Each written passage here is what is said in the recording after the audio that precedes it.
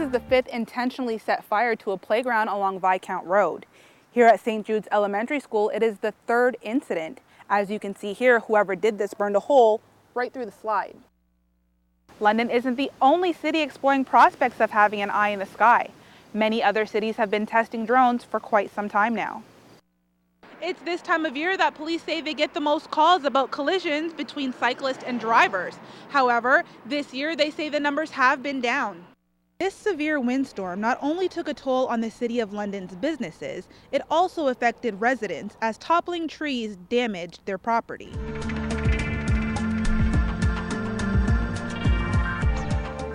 Many girls only dream of winning a beauty pageant, but Jerica Ramos is living that reality. I made top 10 finalists, and now I'm Miss Teen Southwestern Ontario. But it almost didn't happen. I saw the pageant on Facebook. I wasn't sure if it was going to be fake or what it was, so I registered. I haven't been doing it since I was a kid. After winning the title for Miss Teenage Southwestern Ontario, Jerica is now moving on to compete in the Miss Teenage Canada pageant. I would never imagine walking on a runway in my bikini in front of hundreds and hundreds of people. First-time pageant mother Catherine Ramos is just as excited as her daughter, if not more. The experience of it would be so amazing if you were able to get in. And I said, and of course you're going to get in, of course you're going to win. Jerica is the only one representing the City of London among 75 contestants vying for the same crown. But she isn't doing this for the spotlight. If she wins, she plans on using the title to give back. I have done charity work before the pageant, but definitely not as much as this, and it just makes you want to do more. My platform for Miss Teen Canada is helping women in the women's shelter and domestic violence. Catherine leaves her daughter with some inspiring words. Don't go in wanting to win. Don't go in with any specific hopes. Just go for it for the experience. This is something that I really, really want, and I want to go forward with for as long as I can. With her biggest supporter by her side, this is likely only the beginning for Jerica. CTV News, Sierra Wilson.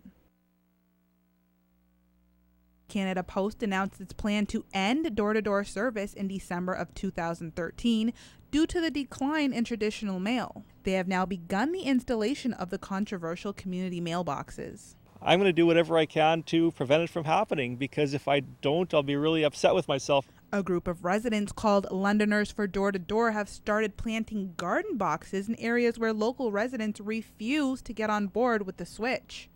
900,000 households nationwide are expected to be affected. We really don't want it here because it's very open to us. It's a big loss of privacy. In March, Canada Post promised there would be no installations made until they met with City Council to discuss a report about the boxes. Now, City Councillors are taking aim at Canada Post. I've been lied to. I see now this rollout is happening with no consultation to me. Stating that a Crown corporation lied to a municipal government is a strong allegation.